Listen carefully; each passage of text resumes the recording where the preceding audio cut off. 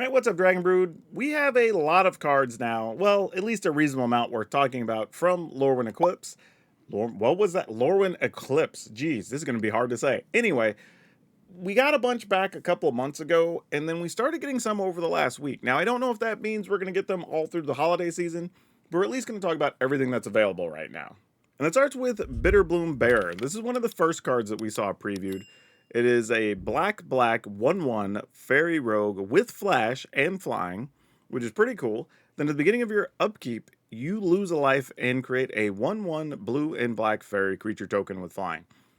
This card's obviously good, right? The fact that it makes you a token every turn, yes, it does cost you life, but there's enough decks that A, will probably want fairies, because that's one of the big creature types in Lorwyn, but also just having tokens you can sacrifice to things. There's several decks that want that.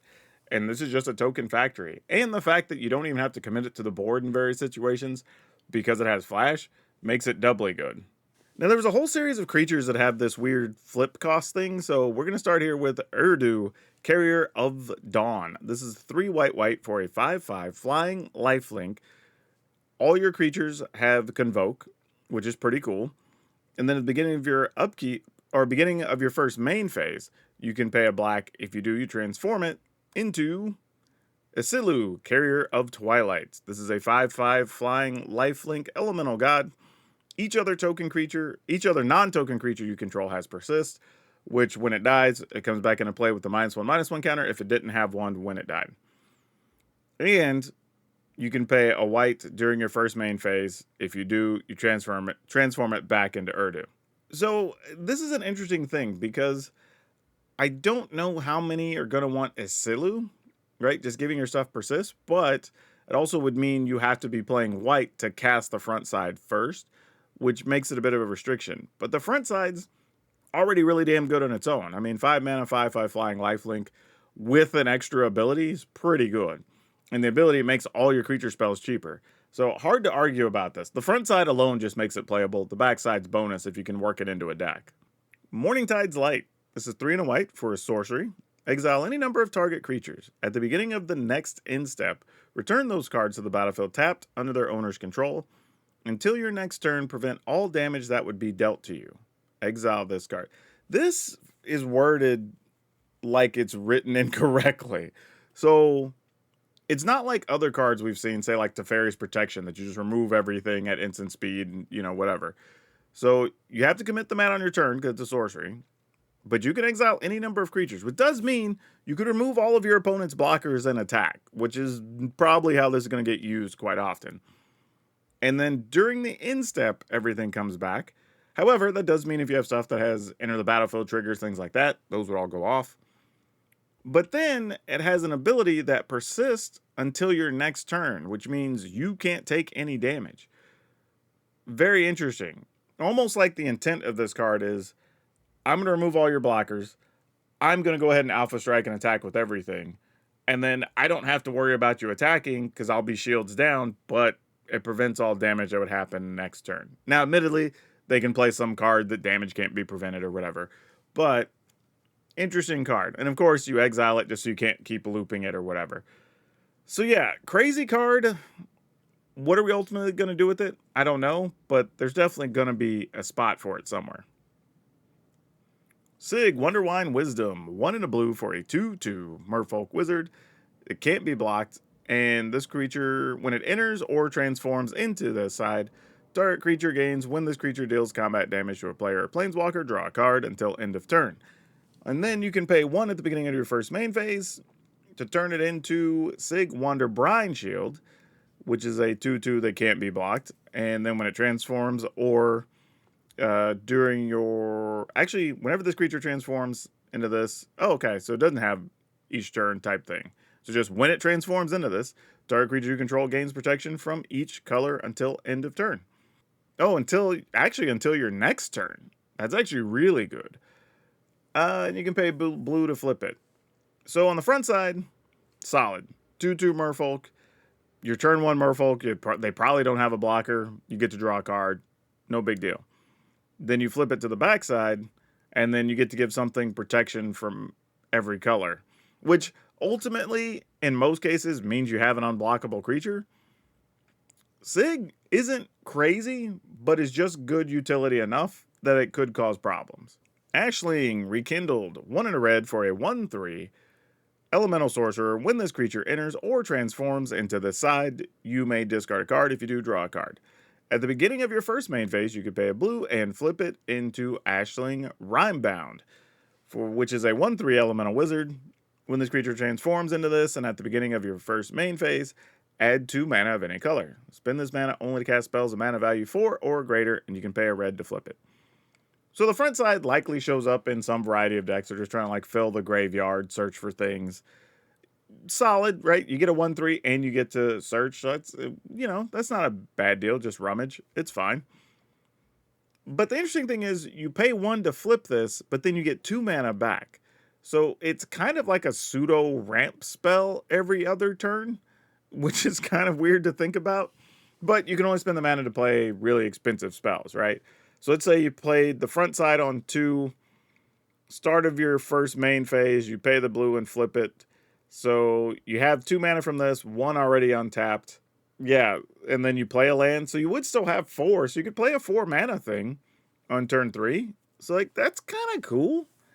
I don't know. This is an interesting kind of weird design for a card, but I'm into it. Mutable Explorer. This is 2 and a green for a 1/1 shapeshifter. It's a changeling, so it counts as all creature types. Then when this creature enters, create a tapped Mutavault token. A Mutavault token is a land.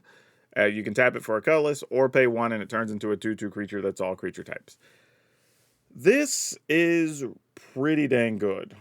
It's a 3 mana search for a land effectively, right? It creates a land token, but you get a 1/1 that counts as all creature types. And there's a fair amount of decks that I think could want just an additional creature that counts as their type and also wants to ramp. It's not the most exciting rare, I'll admit, but it is a very utilitarian card. I like it. If anything, I would say an interesting factor here on this card is you can possibly play fewer creature lands if you wanted to in some builds, because this would just be creating lands that happen to also be creatures. Or if you have a way to blink this, right? Now you're just ramping and making more creature lands, which is also very cool. Deceit, which I think we get a cycle of these incarnations that are split mana of all the major color types in Lorwyn.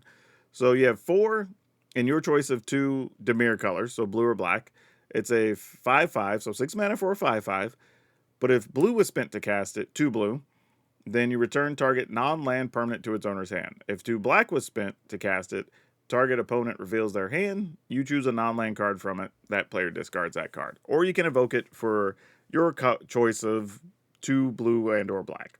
So what I like about this card is it can fit some builds where you just want a bounce spell, right? To return target non-land permanent. Totally fits that. And then you get a creature later on. I also like it for discard decks, right? One of the issues discard decks run into is later in the game, you're top decking discard spells that don't matter because your opponent's already playing off the top of their library, right? This gives you the option to like, okay, if I don't have any cards I can make them discard, then let's just play a big 5/5. Or just later in the game, you play this for 6, and you could play both blue and black and get both sides of the ability. So yeah, these incarnations are going to be pretty sweet, I think. Ashling's Command, 3 blue red. It's a kindred instant. So this counts as an elemental spell for the turn. You get to choose 2. Create a token that's a copy of target elemental you control. Target player draws 2 cards. Ashling's Command deals 2 damage to each creature target player controls. Target player creates 2 treasure tokens. Well, the first one, being able to copy elementals, probably going to be really good, right? Draw 2 cards we know is obviously good, especially at instant speed. Dealing 2 damage at instant speed to each of your opponent's creatures, because it says target player, it doesn't target your stuff. So that's pretty interesting in combat where you could get some favorable blocks, deal 2 to everything, and then still copy a token or draw cards or whatever, or just make 2 treasure tokens. So yeah, I don't know what deck wants this, but it has a good variety of abilities on here that I could show up in a few spots. Like, I don't know if necessarily Jeskai Control wants this because you're basically just playing with the bottom 3 abilities. But, I mean, I guess you could copy Biza, but that's not something you often want to do. Yeah, I don't know. It's a neat card, though. I like it. Figure of Fable. This is Celestia mana, so just one, your choice of red or white or green, sorry. It's a 1/1 Kithkin, and then all of these you have your choice of Celestia mana. So you can pay 1. This creature becomes a Kithkin Scout with base power and toughness 2/3. You can pay 3. If it's already a Scout, it becomes a Soldier with base power toughness 4/5. Or you can pay 6.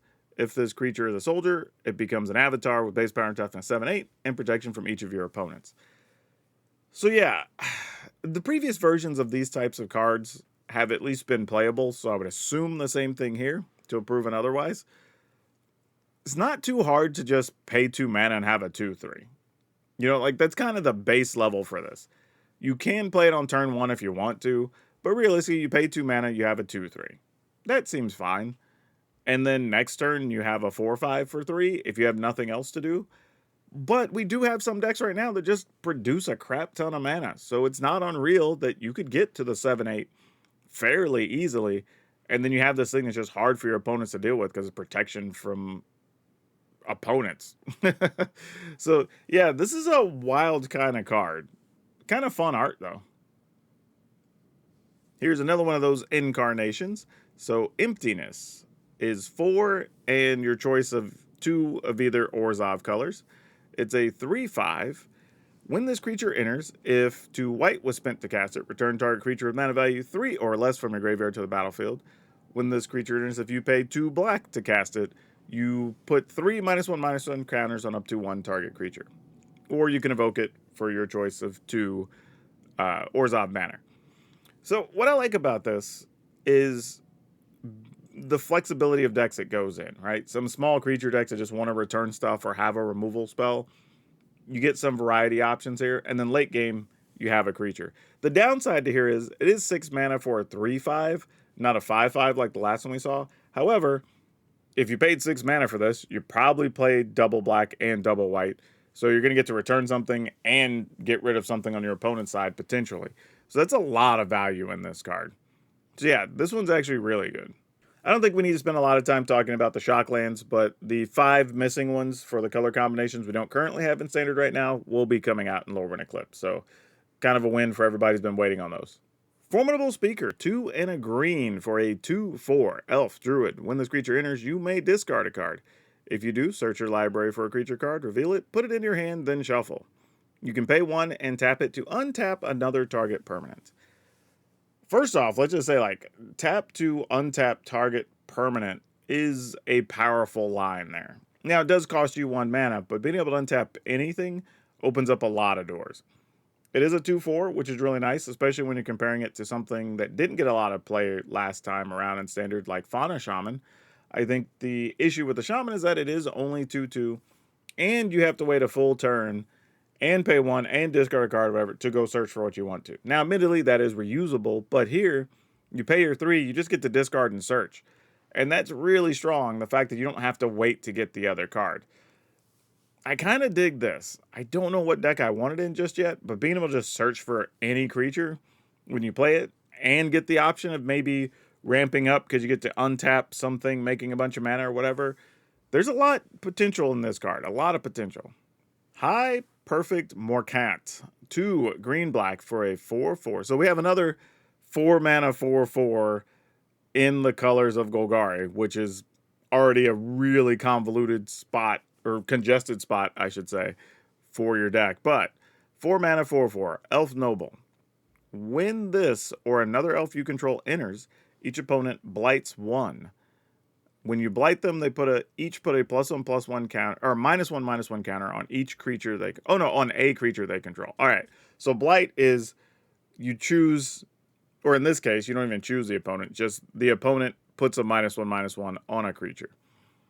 And then you can tap 3 elves. You can tap 3 untapped elves you control, which makes sense, to proliferate. And then activate only as a sorcery. So the plan here with this card is you play this 4 mana 4/4.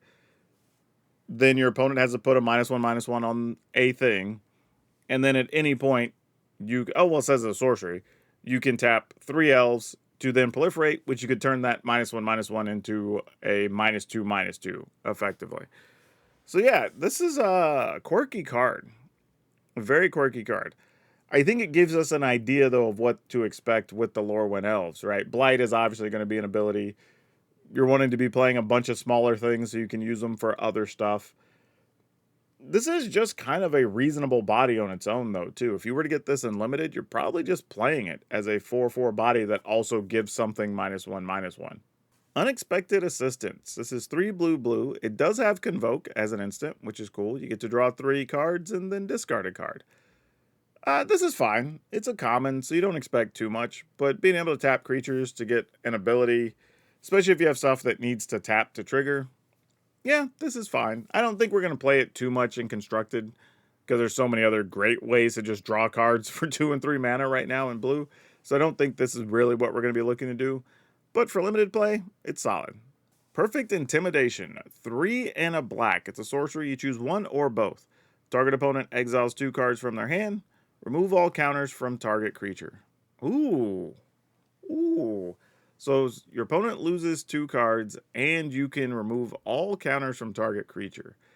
This is interesting because it works both ways, right? You could remove your -1/-1s, right? Especially if you're playing something that cares about persist or whatever, you could remove that counter.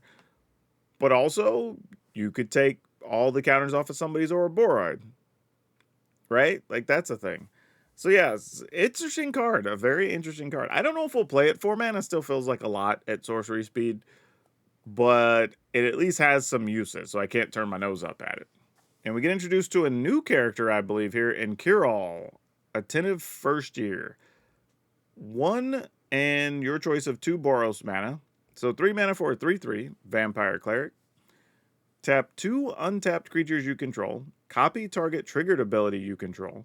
You may choose new targets for the copy. Activate only once each turn. Wowza, this card is good. 3 mana, 3/3, not terrible. And you have kind of flexible mana to cast it. Interesting that it's a Vampire Cleric in red-white. Actually, not white-black. And you can just tap 2 creatures to copy any triggered ability you control. That's a lot of things. Those are things that make tokens, things that draw cards, things that remove stuff from the battlefield, like so many things. This card is very good.